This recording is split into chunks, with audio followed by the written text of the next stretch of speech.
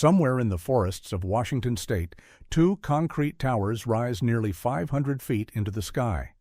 They are taller than most skyscrapers. They are visible from the highway miles away. And they have been standing in silence, completely empty, for over 40 years. No power was ever generated inside them. No reactor ever switched on. Not a single kilowatt of electricity ever reached a single home. But they cost American ratepayers billions of dollars. They triggered the largest municipal bond default in United States history. They wiped out the life savings of thousands of ordinary investors. And when it was all over, the people responsible simply changed the name of their organization and walked away. This is the story of the Satsop Nuclear Power Plant, one of the most expensive, most catastrophic, and most completely forgotten failures in American infrastructure history. And it starts, like most disasters do, with a very convincing promise. The year is 1957. The Cold War is at its height, and America is in the grip of nuclear optimism. The atomic bomb had won the war. Now, nuclear energy was going to power the peace. It was going to be clean. It was going to be cheap. It was going to be, as one famous advertisement of the era put it, too cheap to meter. The future was nuclear, and anyone who said otherwise simply wasn't paying attention. In Washington state, 17 public utilities banded together to form the Washington Public Power Supply System, a joint agency designed to harness this promise and deliver cheap electricity to the booming Pacific Northwest. Their first project was modest, a small hydroelectric dam. It ran over schedule. It ran over budget. These were warning signs that nobody heeded. By the early 1970s, demand for electricity in the Northwest was growing at 7% every year. Energy planners projected it would keep doubling every decade. The math seemed straightforward. They needed more power. Nuclear was the answer. And so, in one of the most ambitious decisions in the history of American public works, the agency announced plans to build not one nuclear power plant, but 5. Over the following years, WPPSS borrowed $8.3 billion to start construction on all 5 plants at once. 2 of them, known as WNP3 and WNP5, were built near the small town of Elma on the banks of the Satsop River, surrounded by the dense evergreen forests of Grays Harbor County. They called it the Washington Nuclear Project. It was going to be the largest nuclear power plant construction in the history of the United States. But what happened next is a story that should be taught in every business school in America. From the very beginning, something was wrong. The agency that was managing this project, 5 simultaneous nuclear plants across 2 sites, employing thousands of workers, had almost no experience building anything of this scale. An investigation later revealed that many of the project's directors and managers did not have the necessary experience to work on large-scale nuclear power plants. Contractors accustomed to working on government projects with loose oversight, overcharged and underdelivered. A glaring example of mismanagement was the incessant redesign and reconstruction of a simple pipe hanger, a bracket to secure pipes, which incurred escalating costs with each iteration. A pipe bracket, redesigned again and again on a nuclear plant, billed to the public each time. Meanwhile, the Nuclear Regulatory Commission kept issuing new safety requirements mid-construction, a reasonable response to concerns about nuclear safety, but catastrophic for budgets and timelines. Every new regulation meant stopping work, redesigning systems, tearing out completed structures, and rebuilding them from scratch. And then, on March 28, 1979, everything got dramatically worse. The 3 Mile Island nuclear plant in Pennsylvania suffered a partial meltdown, the worst nuclear accident in American history up to that point. Overnight, public opinion on nuclear power shifted. Protests erupted outside nuclear construction sites across the country. Politicians who had enthusiastically backed nuclear power went suddenly quiet, and the bond markets, which had been financing nuclear construction through public borrowing, began to get nervous. At Satsop, construction continued, but the costs were spiraling in a way that no longer made any rational sense. The original estimate for all 5 WPPSS plants had been $4 billion. By the early 1980s, the projected total cost had ballooned to exceed $24 billion, 6 times the original figure.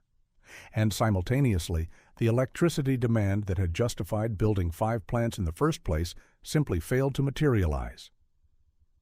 Conservation programs, a slowing economy, and rising energy prices meant people were using less power, not more. The agency had borrowed billions to build power plants for electricity nobody needed, at a cost nobody could afford to pay. In January 1982, the WPPSS board met and made the decision they had been avoiding for years. Construction on plants 4 and 5, including the Satsop site, was halted immediately. The project was left unfinished, but more than half complete, with monstrous cooling towers and mostly complete reactor containment domes standing over the Washington forest like monuments to overconfidence.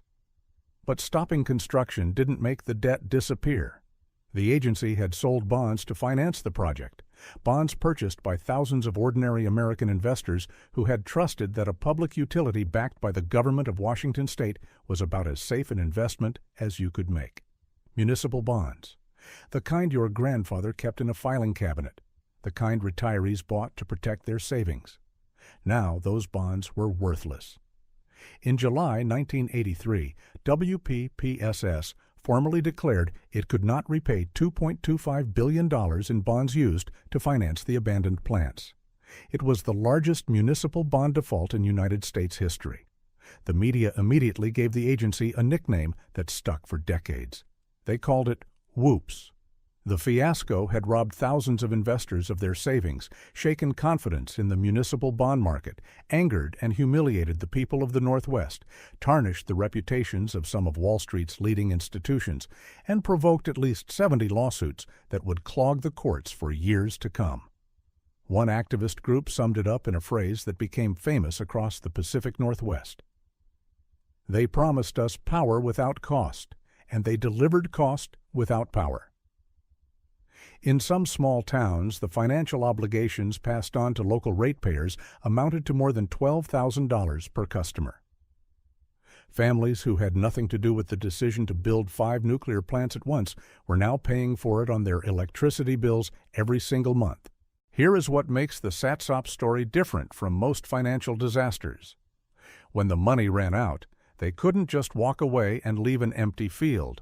They had already built something.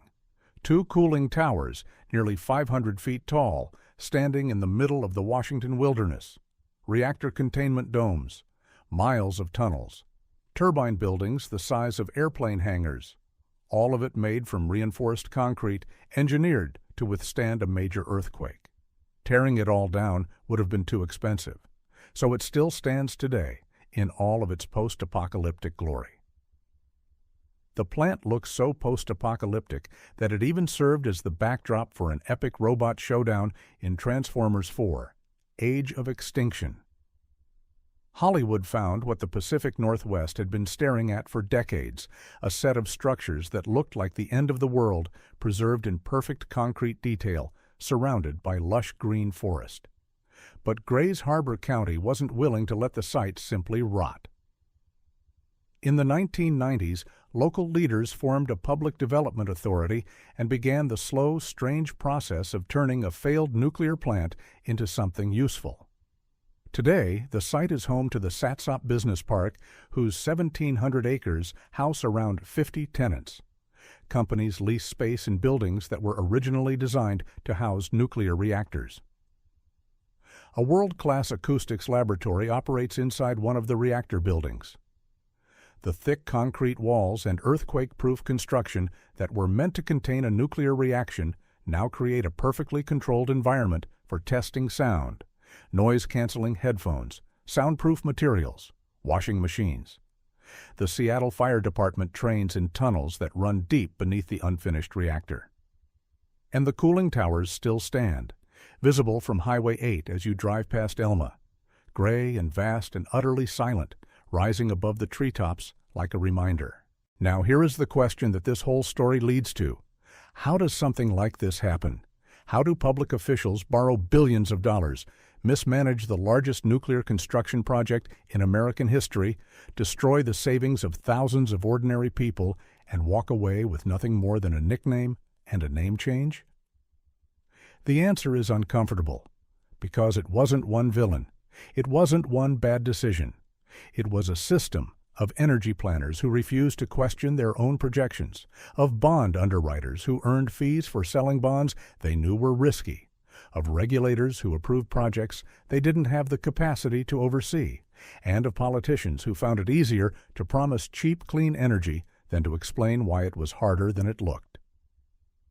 When Plants 4 and 5 were abandoned, a class action lawsuit was brought on behalf of bondholders against WPPSS and more than 200 defendants, including the 88 public utilities that had backed the project. The legal case wound through the courts for nearly a decade. Under the terms of the eventual settlement, investors received a mere 10 to 40 cents on the dollar, a bitter conclusion to one of the most ill-fated endeavors in American public works history. And WPPSS? The organization quietly changed its name to Energy Northwest in November 1998, hoping a fresh name might bury the memory of what had happened. It almost worked. Most Americans today have never heard of WPPSS. Most have never heard of Satsop. Most don't know that right now, somewhere in the forests of Washington state, two 500-foot concrete towers are standing empty in the rain, watching the highway traffic roll past below them. There is something haunting about the Satsop cooling towers that goes beyond their sheer physical size. They were built on a promise that nuclear power would be clean, cheap, and limitless, that the future was already decided and all that remained was the construction, that the people in charge knew what they were doing. Every dollar spent at Satsop was borrowed against that promise. And when the promise broke, real people paid for it.